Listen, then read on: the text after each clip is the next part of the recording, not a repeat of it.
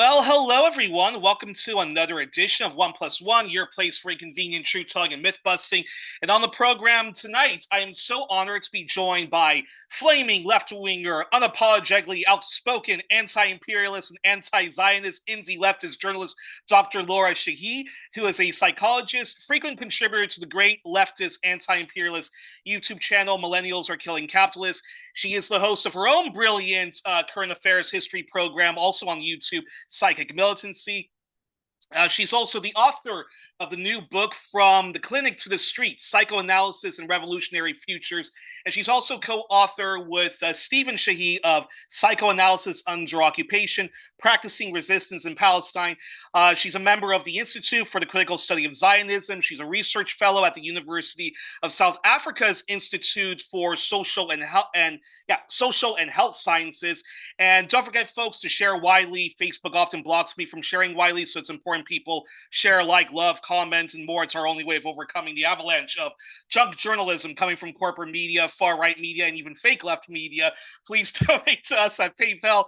And if you want a different form of donation, get in touch with me at Youri@gmail.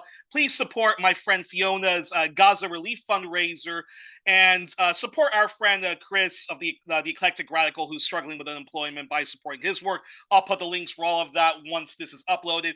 And now on to the topic at hand. First off, well, you sent me off the air to not call you Dr. Lara, but That's right. Dr. Lara, welcome to the show, and thank you so much for Thank coming you. on the program. I appreciate you having me. I'm glad we could make it work.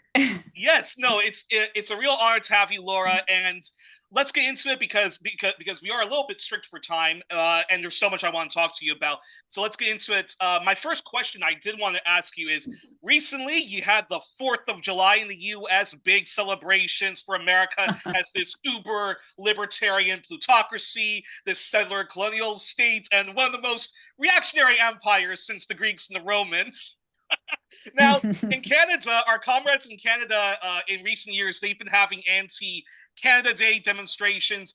In Australia, which I would say is even more reactionary than the US in many ways, especially when it comes to its genocide, denialism, and its minimalism of the plight of Aboriginal peoples. But every January in Australia, there is anti-Australia Day demonstrations, which is led by the Aboriginal people.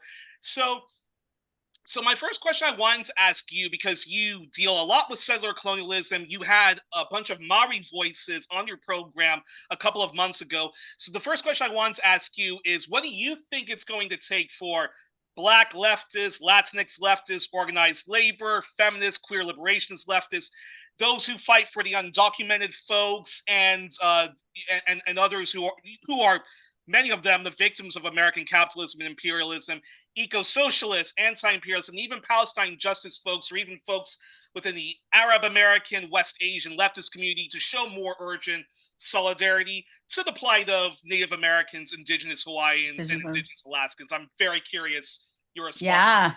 I mean, that's well, we're right off the bat. Let's get going, right? I mean, I, you know, there I don't really get into comparisons of settler colonialism because this is where I take a book out of, Fanon in Black Skin, White Masks, where he was just like, all racism, like there is no racism that's more racist than the other. The first time I read that, I was like, what the fuck are you talking about? Of course, this racism looks worse than this. But when I read it over and over and over again, what he's saying is it follows a similar logic and it might have different instantiations, but the logic is the same. And I feel like this is the part about settler colonialism. However, I think there's something very specific about the place that the United States empire and settler colony holds in the global moment we're in, and that is really important for us to highlight. One of the things I'll say is that I think something that's important is when these other settler colonies have very important moments like you're talking about, and formations that come together and recognize that settler colonialism is at the heart of all of this, we actually get coverage of it. And that's why we know what's happening. In the context of the settler colony of the United States, I think there are formations. I think we have seen part of the reason why the student intifada was so threatening to the state is that there was constantly affronting of settler colonialism and saying, This is not an issue over there because what administrators started to do was say, oh, but Palestine's over there. Like, what is this? This is not a problem. Some psychology associations said the same thing. Like, Palestine is an international issue. This has nothing to do with us here. And folks were like, what are you talking about? This is a settler colony as well. So I think maybe it's to say what are the things that in the context of the settler colony of the United States we are pulled to misattune away from. Now, between you and I Mhm. would love this to be far more ferocious than it is. Absolutely, right? Where like we are sort of fronting and centering indigenous folks of this land in land back efforts across the board, that is the centerpiece of all our struggles, just like Palestine is the centerpiece of our struggle. Absolutely. And also what I don't want to do is eliminate the things that are actually happening. So for example, when people are fighting against ICE death squads in Minneapolis, there's an incredibly rich conversation happening about indigeneity and indigenous folks. Our comrade Nick Estes, for example, spoke about this, talked about it in his there's a Substack that he wrote about. There was ongoing conversations with indigenous folks of that land about what this means, that this is not a new moment. The siege is not a new moment, all these sorts of things. So the same thing in LA or in other places. So it's sort of a double-edged thing. How can we continue to push to front the perniciousness of settler colonialism and that all of this violence originates there and we can never forget that. So we're Yeah. not talking about just like oh, this is the empire and this is now. It's like, no, let's remember the sort of the genesis of all of this is genocide, annihilation, and continued displacement and dispossession. This is not a thing of the past.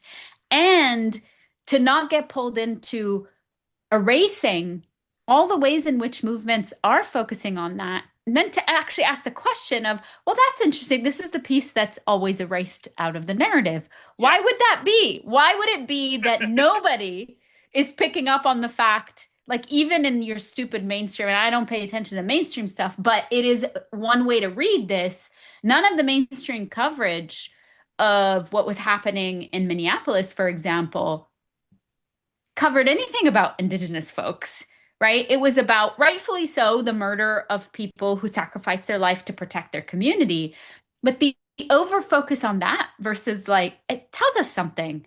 And I think there's something to be said there about those are the places we need to keep poking and antagonizing so that when we actually do have movements that are fronting this, Yeah. that they don't just dissipate in front of our eyes. We go, no, there actually are people that the fact that you're not focusing on it tells me a lot about settler colonial logics, to go back to Fanon, like the erasure of that. And to make us feel like nothing's being done, nobody's paying attention to it is, I think, part of the psychological warfare that's involved with that. Fantastic. Now, tell us a bit about your own background and about your new book and its thesis. Go right ahead. Yes, of course. So my own background, I'm a Lebanese Arab, and I say that in the tradition of, our revolutionary heroes who refused the partition of Bled Hashem, right? What is known as the quote unquote Levant is Bled Hashem. And particularly the partition between Lebanon and Palestine. So, because I think there's a sort of colonial approach to this when Lebanon gets sort of taken away and Lebanon is closer to the West and all this sort of shit. And I say, fuck you to all of that. No, I'm a Lebanese Arab, meaning Lebanon belongs with all other Arab nations, and we fight for our region and our liberation, and our fight is through Jerusalem. And that's never going to change. So that's number one. That's my background. And I think, my orientation to the world as an anti-Zionist and anti-capitalist and anti-imperialist comes from being born and raised in the region, knowing what the price of being under the boot of empire means, and sort of unlearning some of the things that were shoved down my throat, recognizing the ways that empire lodges itself inside of you, irrespective of your politics. Like, I think in many ways, even as a committed leftist, you end up taking in myths. And it wasn't actually until Very much I so, yeah. moved to the settler colony of the United States where I was like, I confronted those head on about the myths of this, and you don't even recognize they've reached you. Like, you live in the global South. I'd never been to the United States before, never stepped foot here. And then all of a sudden you're like, holy shit, I'm like holding this stuff inside of me. So I Wow. that's part of it because the United States empire exports its mythology everywhere. That's part of the conscription that happens psychologically. Um, my book is a continuation of my work. So all of my work has been in response and antagonism to the disciplinary effect of my field. I'm a clinical psychologist by training. And my field from the beginning has told me politics don't belong in the space. Now, I knew that was a lie immediately because I'm looking around being like, the way I got to graduate school um, was being taken from my homeland and evacuated because of Israeli siege on Lebanon. And I landed in graduate school having just been evacuated. Oh, And wow. Okay. that was how quick it was. It wasn't even like there was, a in between stage. Like I went from there to graduate school and immediately then people, my professors saying every time you sort of bring this in as something to explore, that's you bringing in a political agenda. This has no place in psychology. And so from then on, I was just like, all right, I see how this goes. So Wow. I, yeah, so I think it's a continuation of how do I willfully and defiantly politicize our field, not as the inventor of that, but in a long tradition of people, including Frantz Fanon, who have always known that the psychic is implicated in the social and the political, and that for us to really commit ethically to alleviating the psychic suffering of people, we also have to be engaged in relieving the material conditions that create that suffering.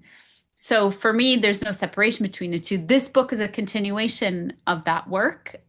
It's a book that's written, I often say this, for comrades. It's not for specialists.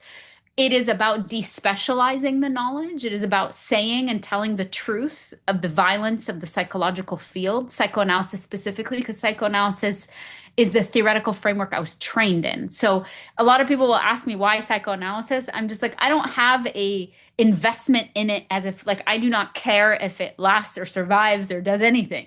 As a theory, I think it has expansiveness to take up contradictions, desire, identifications, which happen to be things that, as committed leftists, are also things we're interested in when we talk about capitalism.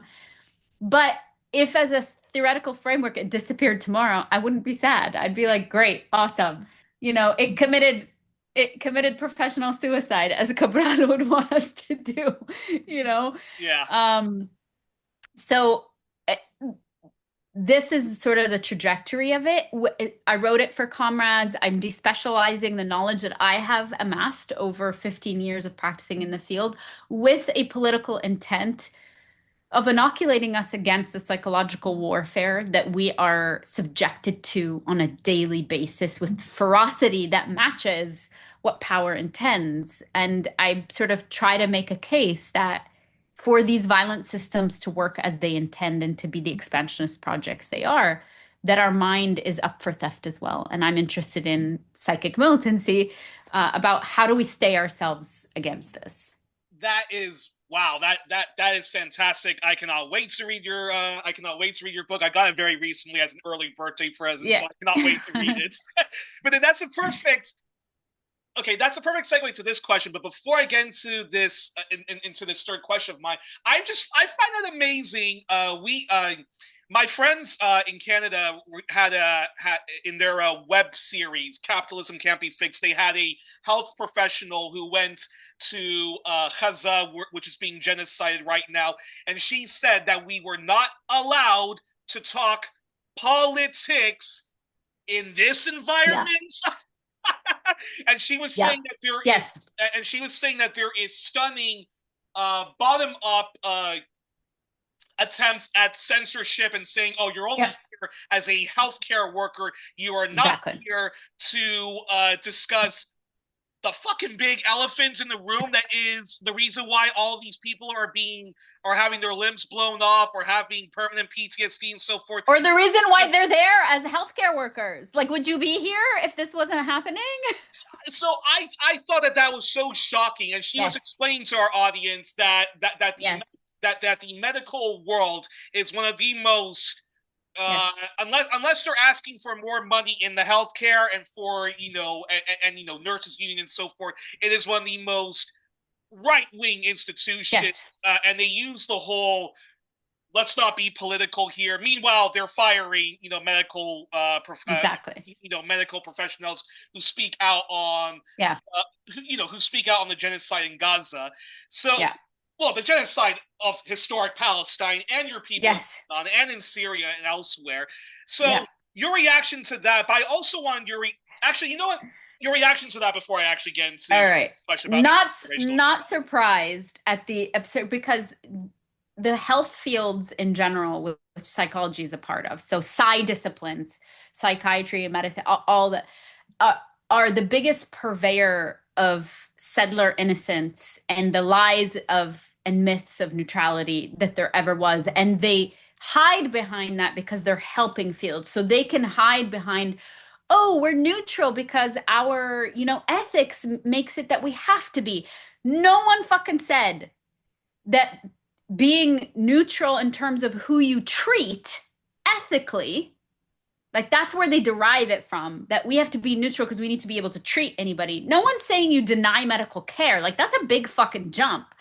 But to come into Gaza and pretend you're not already political by virtue, again, most of these people, would you ever be in Gaza if there wasn't a genocide that were unfolding and the fact that they have murdered or kidnapped and tortured, like Dr. Abu Sofia, who's being tortured to death in this moment Exactly. by the settler Zionist state in their prisons, in their concentration camps. Exactly. Would you be there if it wasn't? So you're already being invited or coerced into a lie. But the field gets to maintain its innocence by just regurgitating this lie as though it makes you a bad professional by looking at and attending to the material reality, which is political. This was not magically done by some force of nature. It is a genocide that is being inflicted on Palestinians. You're absolutely right. If extending into ethnic cleansing into Lebanon, bombing of Iran, Syria, Yemen, all across the board by the Zionist settler state, as supported by the biggest and cruelest empire in the world and European nations, including the OG genocidaire, Germany, right? Exactly. So that is, if you want to say that's political, fine, yeah, it is. And that's the thing. But actually, what you want is coercively us to forget that and not name it. But here's what I want to say, the further reaction to that is this is a continuation of the violence of the healthcare fields in general, including, by the way, humanitarian aid across the board. So any refugee relocation, quote unquote, as though refugees get relocated, just like at any application they have to submit to, particularly Palestinians, are not allowed to name themselves as Palestinians. They're not allowed to say what they are seeking refuge from. So this has a long history of the pretend infrastructure that is in place that robs people of their political specificity, that robs people of their ethnic specificity, that robs people of the reasons why they might be claiming refuge to get your application accepted. In many of these humanitarian aid things, you're not allowed to say who your oppressor is. So that's for me why I go up what I call about the trauma industry is like everybody wants to look at trauma and give money to trauma and everything. But the second you start naming who your traumatizer is, it becomes political. This is what it ends up down to. So for me, even this goes back to the book. Psychic militancy is a practice of telling the truth about that. It's not just about being enraged that that happens. We should be. We should be enraged and we should be take it for the absurdity it is and the violence it is to think that people going to Gaza to help are not allowed to talk politics, right? But we need to take it a step further and locate it within a long historical political project that aims to sterilize and defang all of this and entrench people and, basically bring them in to this reality bending exercise so that then you're like this coercive trade-off or I want to be here to help people, but if I'm going to be here to help people, I actually can't talk about why the fuck I'm here to begin with. Like these are all coercions. Unbelievable. And now I have to ask you this question now. Both you and I, Laura, we both come from and we live amongst and we have links with multiple communities that have experienced quadruple intergenerational trauma from the countless Holocausts that were inflicted on us, colonialism, slavery, Western imperialism, Israel's reactionary role as a proxy for Western imperialism, as well as its selfish Greater Israel project, and them very much being a partner in crime to Western imperialism. So, given all of that and the resistance and the PTSD that comes from that resistance, much of it, violent, armed struggle resistance. Why is mental health then such a taboo? Or once upon a time, it was such a taboo amongst West Asian communities, the Black community, Latinx community, and other similar colonized folks. Yeah. That's a great question. I used to, I'll lead with this. We don't own stigma. It has been told that we are the ones who own stigma alone around mental health. However, if you just look at the settler colony of the United States and the billions of dollars that they have to spend on awareness campaigns because suicide or drug abuse or any one of these things continue to be a stigmatized aspect of life, Yeah. it tells us that it's not just located in our communities, that ableism might have something to do with the fact that communities across the board Yeah. have an issue or might have an issue or might have a problem metabolizing mental health concerns because it's been made to be something that people are afraid of. Now, the other thing I will say is I am not saying sugarcoating or saying that communities don't struggle with what they might do to support or help people with mental health issues. I think it's a larger structural problems.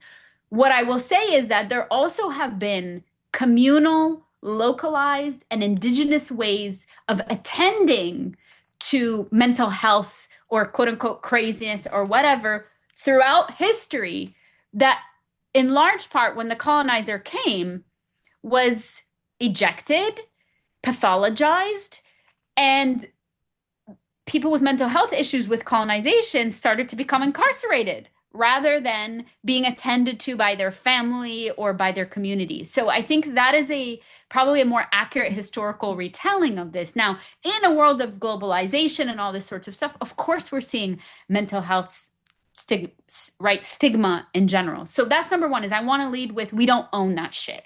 If that's the case, it's because there's a structure of ableism that makes it such that mental health is the worst possible thing that you could have, right? Interesting.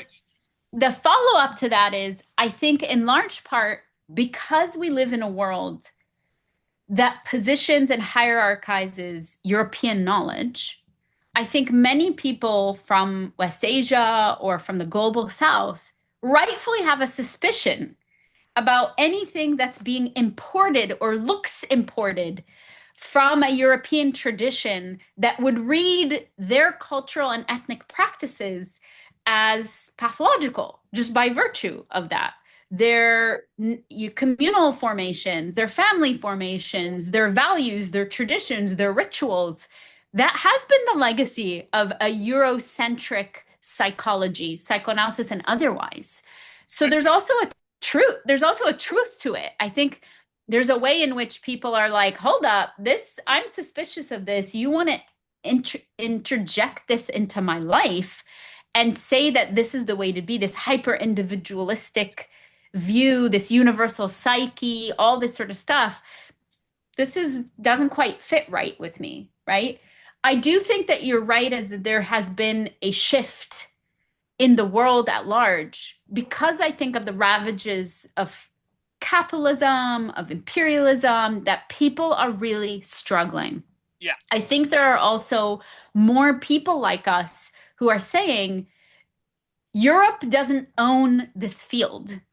Our peoples have been discussing issues of the psyche and have been having debates about this hundreds of years prior to the invention of an individual psychology and the rise of Europe, right? So if you just look through some of the philosophical traditions of our past as peoples of the global South, this has been a purview that we've been discussing in philosophical ways, in spiritual ways, in ritualistic ways. They're open questions and curiosity. So I think there's many more people that are like, you know what?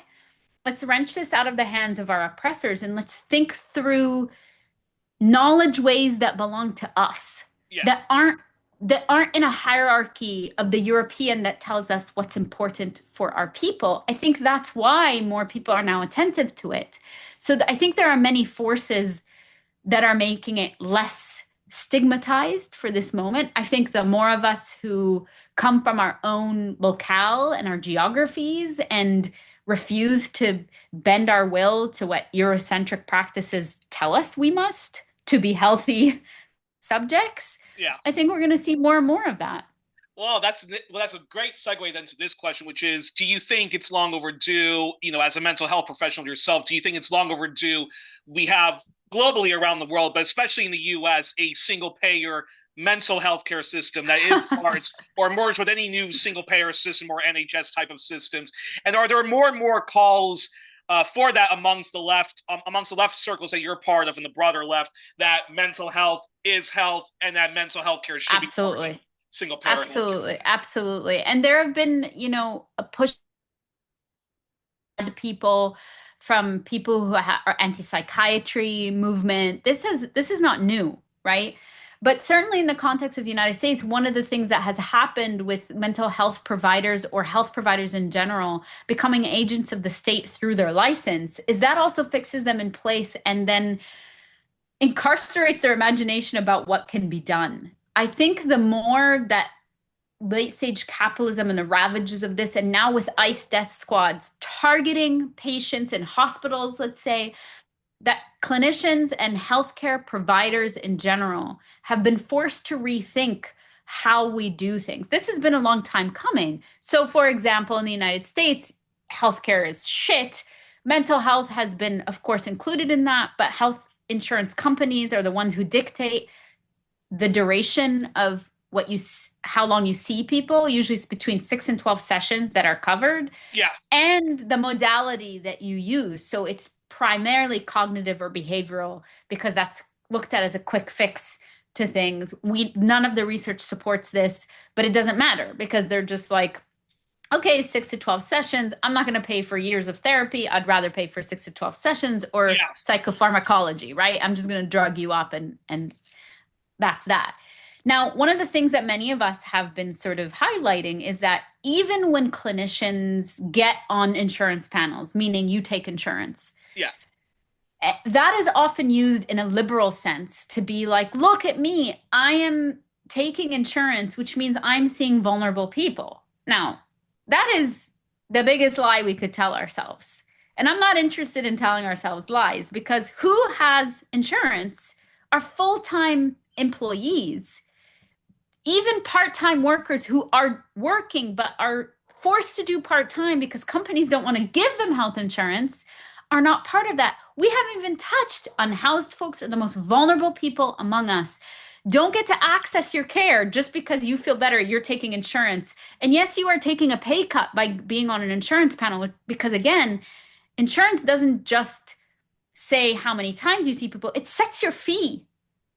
So Wow. your fee is not even a living wage for most people. So people feel like, oh, look, I'm on an insurance plan. I'm doing good to the public. I'm doing a public good because I'm being paid less. And my question is always, but who are we actually seeing here? It demands a different way of thinking. And I do think there are more. So there are more, for example, communist or anarchist collectives, clinicians who are coming together and rethinking how we do fees, how we see people, at a wage that allows us to continue living, but allows them to access care at a higher rate. There are people who are like the Red Clinic in the UK, who's rethinking a global redistribution of funds from the heart of empire to elsewhere as a explicitly communist clinic. So there are many examples, I think, that are popping up around the world, not by chance. This has been done in Brazil for ages. Folks in Greece are doing mobile mental health clinics. People in South Africa are thinking through this. I mean, there's a global trend to say we need to actually divest from state efforts to do the helping work, or that we have to singularly access services through the state because we know it's not working. Apart from the surveillance, we haven't even gotten into the surveillance shit of all of this. Yeah, It's just not working. Their capacity is not there. It's not working. Most of the most vulnerable people don't have access to it. So I do think there's more of a conversation and a sort of urgency around how are we thinking through this? that's a great segue to this question. Now, someone in Yeah. the left wing Facebook group I'm in, yeah. So, someone in the left wing Facebook group where I often post my journalism in said said the following. He said that he's suffering from chronic depression, was afraid to post this, but he admitted that he uses Chat GPT for self therapy. And I know that there's been a lot of negative news in general about ChatGPT, but I actually have to admit the following. I actually do use ChatGPT for self therapy, and I do sometimes use Google AI mode, not only for just history, not only for just like history and journalism research, but also for self therapy. And while I understand people are concerned about people using ChatGPT, Google, or any AI for self therapy, people, my counter argument to people and saying to people to not stigmatize the already stigmatized is that people often use these desperate, as a desperate act of desperation because mental health care is not part of a single payer healthcare system. I'm curious your response to that. Yeah, I mean, I think I go back to the condition. I have concerns, obviously, about AI, like any of us do. Our overlords sort of telling us that you might as well use it because there's no other way that the world is going to be, and just it's going to be here. So, submit. There are real concerns about that. There are also environmental concerns about that. And I think Yeah, we need to be aware of all of that. However, I think I appreciate you sharing that, and that becomes a vulnerability for we need. And when we hear that, instead of rushing to the obvious critiques, we all know the critiques, and we should have them as committed leftists to consistently be aware of the yeah, critiques we need to be engaging and the ways we need to divest from these larger structures, is to also understand the condition and the infrastructure under which this can come into be. So, the degradation of communal care networks puts us in a position where this is a highly individualized response to what should be a social and communal issue, right?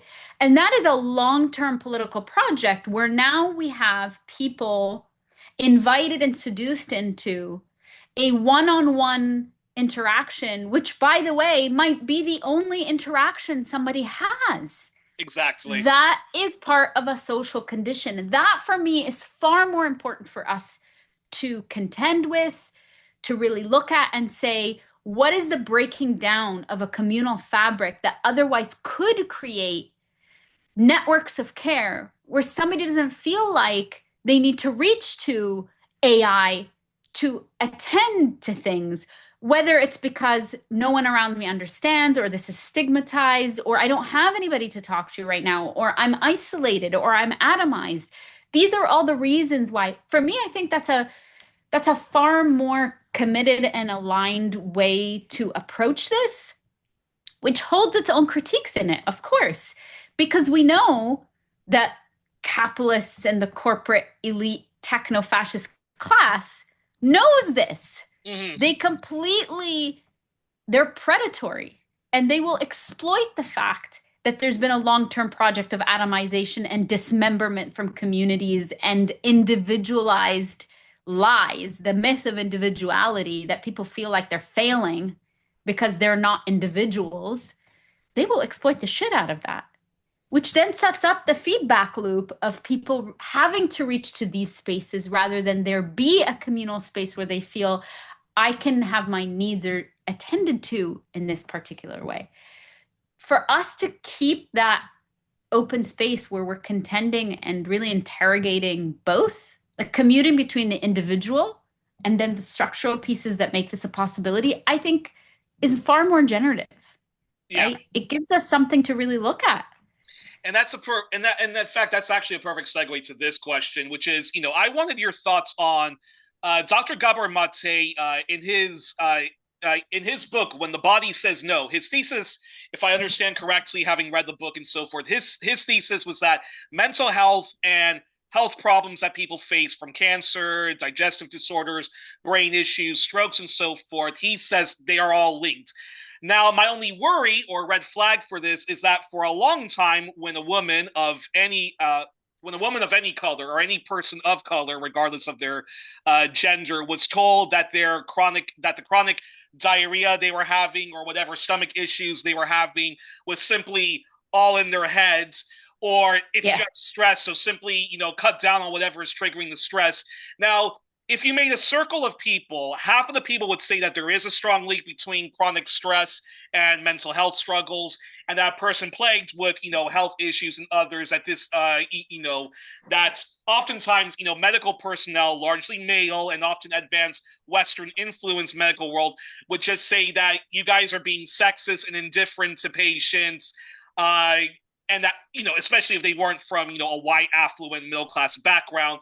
So Yeah. I'm curious, where do you stand on the whole physical health and mental health are completely linked, and this is how we should be approaching, this crisis? I'm very curious. Yeah. Yeah. I mean, let's go back to what I was saying before about knowledge ways that far outdate Western science and medicine, right?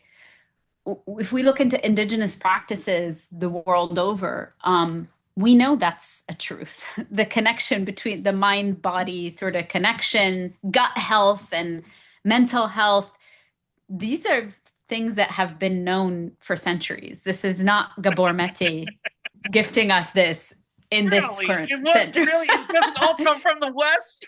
Here we go, right? And now repackaged in a way in ayahuasca, Costa Rica, I have to pay $10,000 to go do this to heal myself of the toxins that capitalist society has given me.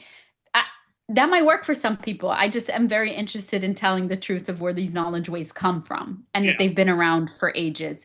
So yes, of Well, course, yoga, they're, sorry to interrupt, but yoga yeah, itself and the whole there you go. history, a lot of that comes Exactly. from India and like Hindu treat Precisely. whatnot. So Precisely. So it feels like a given to say that, but it's important for us to repeat that, um, yes, of course, these things are connected, right? But for us to pay attention to. Now, here's the other thing is it's okay for us just from the start to be like, medical racism exists, medical sexism exists. Of course they do, right? Because who are people likely to attend to and listen to in their expansiveness of experience and who they're not?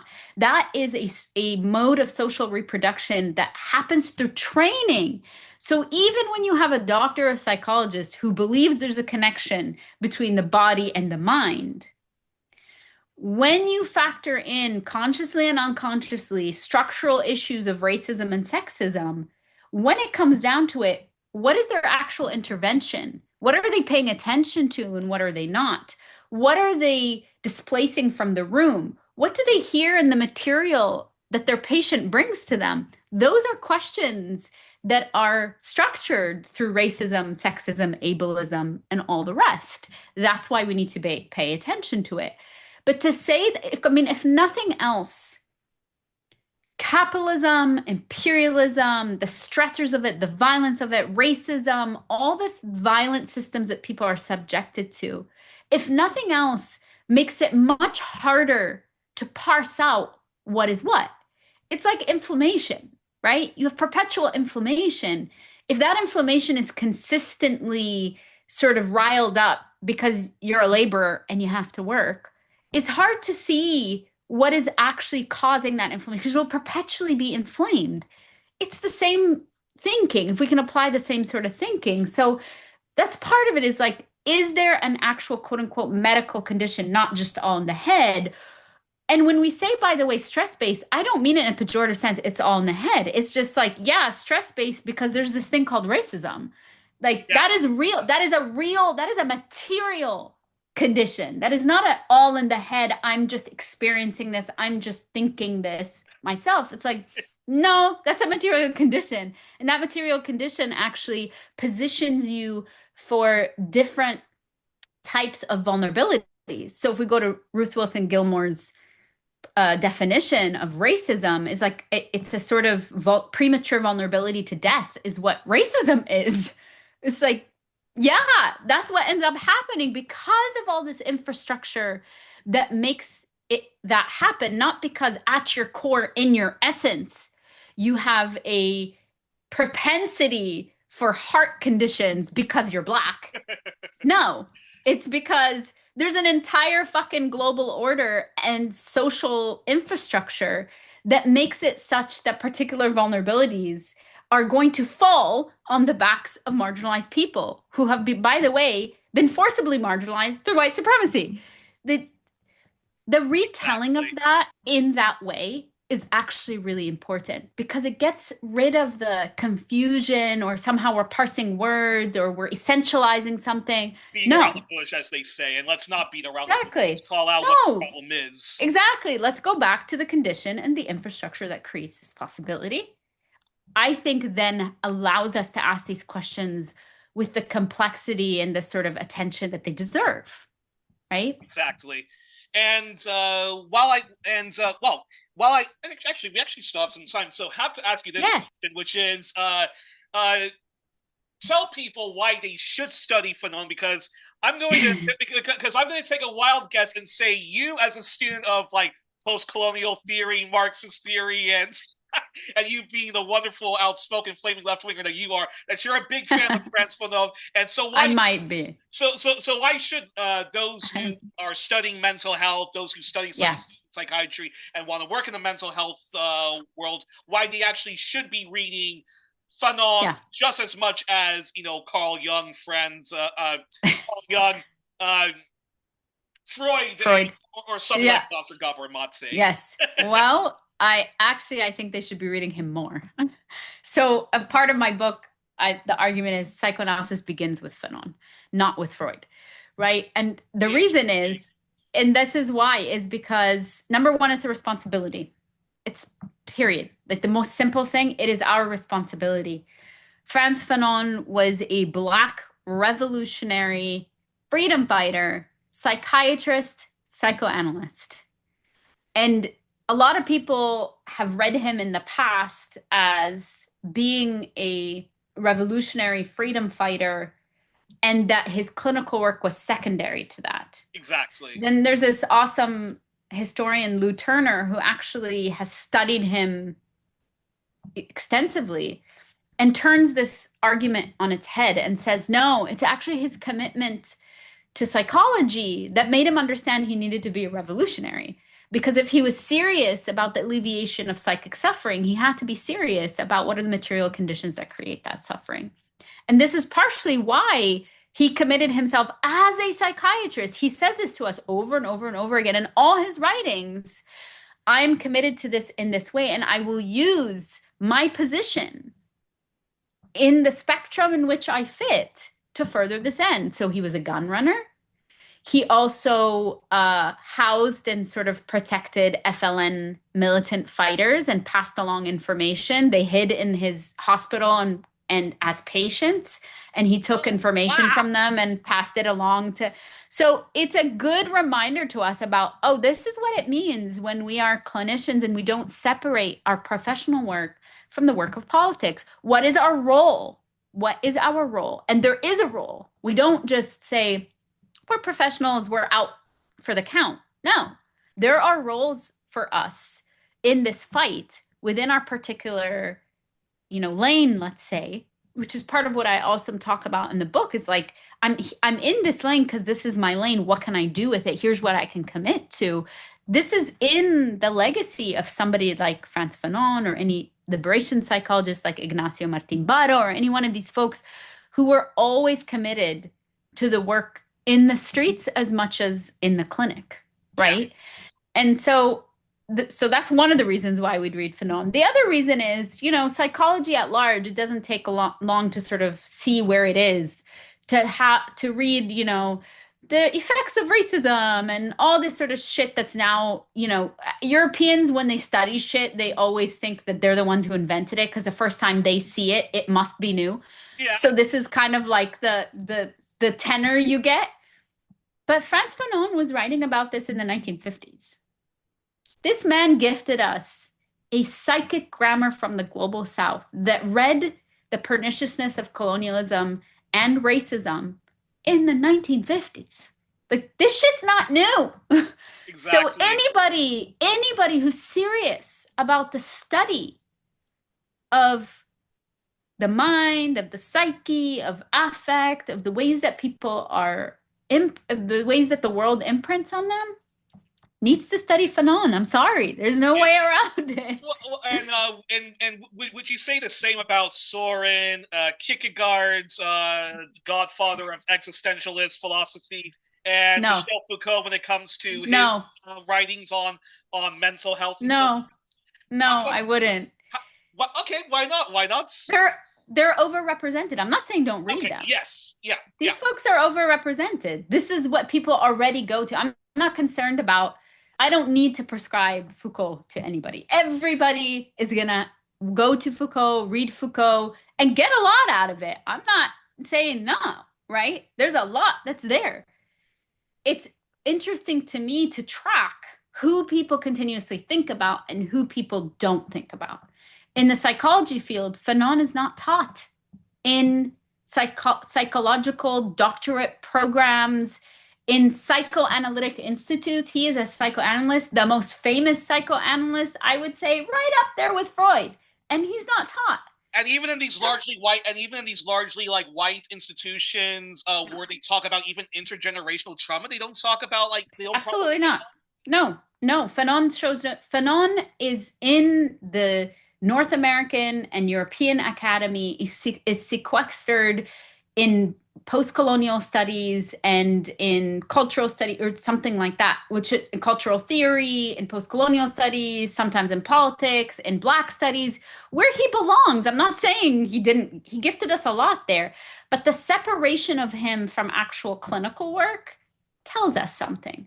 There's a message that's being given to us that you can't be both those things. And the psychology field, in its entirety, erasing him tells us something very specific too. So that's why I don't recommend those, because you're going to find those anywhere. Everybody's going to tell you to read that. I'm really interested in the people, the theorists, the revolutionaries that people consistently, quote unquote, forget. Interesting. I would encourage you your next book project do it about Fanon. Do it about Fanon. And it could be for people like me who Well, have a this hard book time has a reading lot of Fanon in it. section of the Youri. This new book has a lot of Fanon in it. So All right, you're gonna be fantastic. very happy with that. Yes. Before we end with the questionnaire, I have to ask this question. Now, the next time I have Yeah. you on, we have to do an entire show about historic Palestine and Lebanon because we have to, and it's such a pity that we don't have enough time to go into what's going on in Lebanon, the history Yeah. of there and historic Palestine.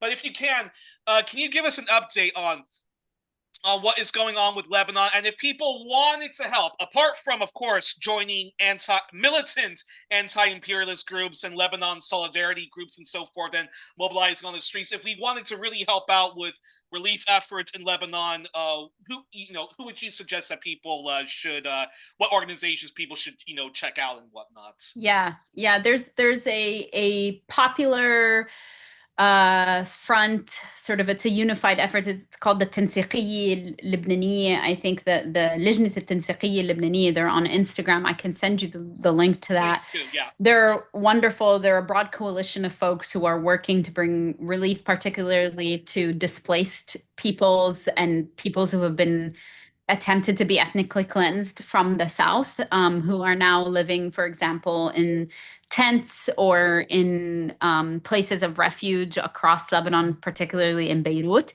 So they help with basics, hygiene products, mattresses, childcare, those sorts of things. And they're doing fantastic work. And so that's by and large the story of what's happening right now. Lebanon is attempted to be ethnically cleansed by the Zionist entity, and the United States is helping them do that, obviously. A lot of people think that Lebanon has a puppet government. I think it is a government that is absolutely complicit with this, because they are trying to take out their rival, which is Hezbollah and the armed resistance movement. So another way that people can help is not believe the lies that the majority of people in Lebanon are okay with this normalization project. The majority of Lebanese people, irrespective of their position on the resistance, do not support normalization with the Zionist entity. They understand who is at the heart of their suffering, who has been at the heart of their suffering for decades.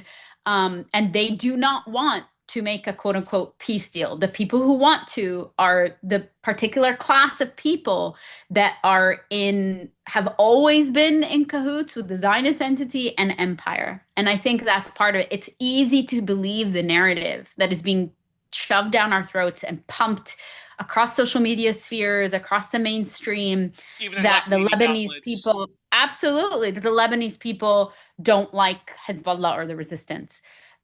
We need to resist this at every turn because this is the way that they get us. Because then you get into this weirdo thing, particularly on the left, of we need to support the people on the ground. Well, okay, if you want to support the people on the ground, then you need to come up pro-resistance and anti-empire. That is primarily what's happening. It's the same thing with Iran, the same thing with Yemen, the same thing across the board.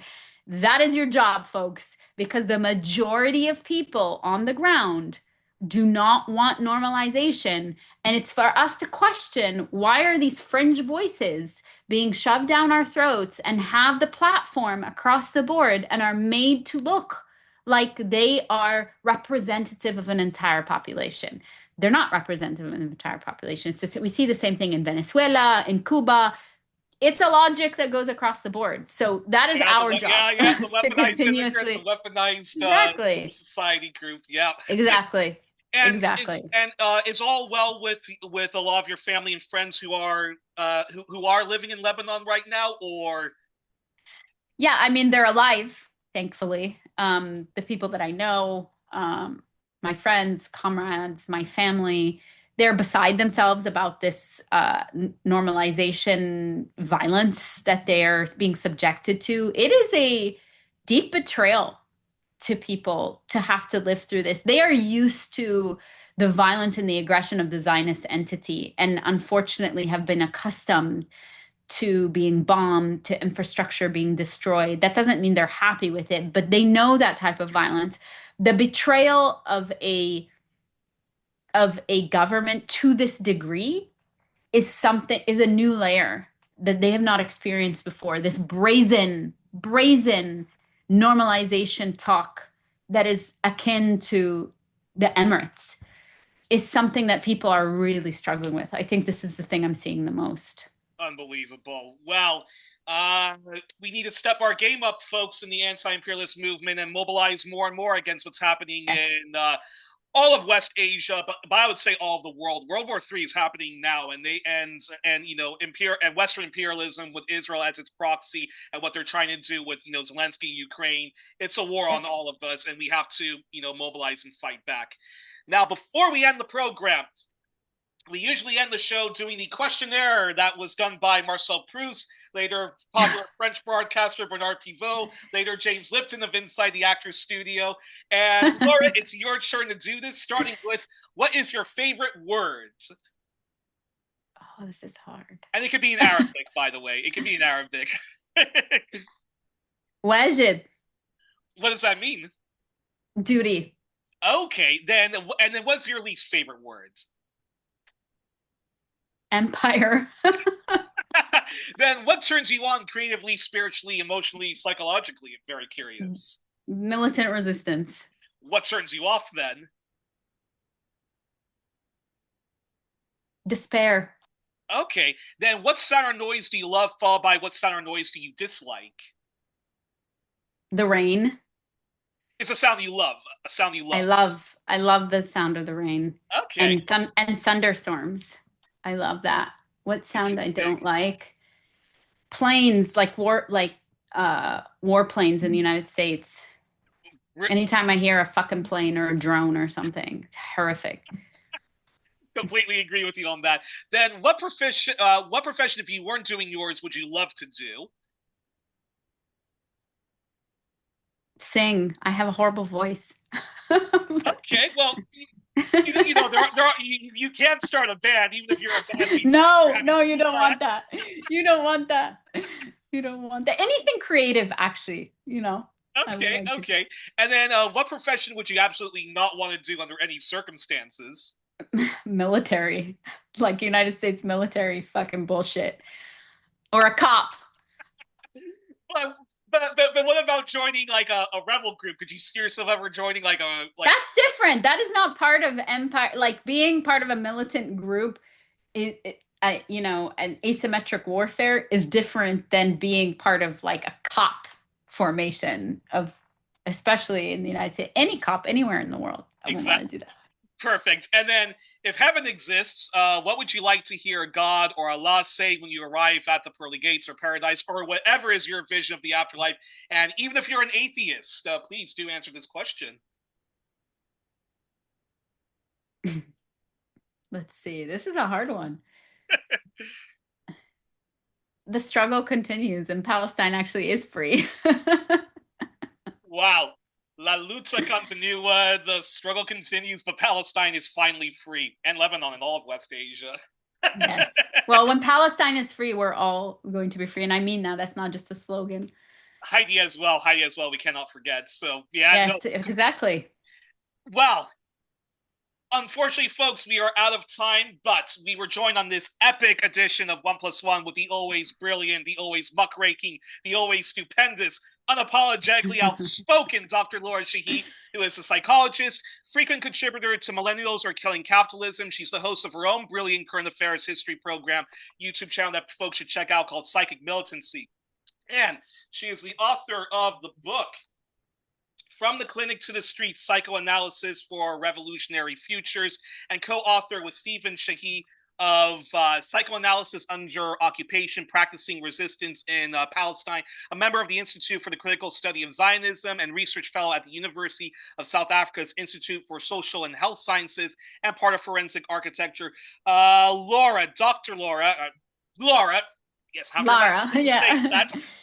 I really do hope to have you back on as soon as possible in the future. This was a brilliant conversation. Keep up the terrific work you're doing, and I hope that this will be the first of many conversations Thank you, Youri. both on and on the air, because there's so much more I would love to talk to you about, from historic Palestine, Lebanon, to mental health advocacy and how we can, advance that. But until then, thank you so much for coming on the program. It was, just such Thank you, my friend. Thank you a for the great invitation. I appreciate it.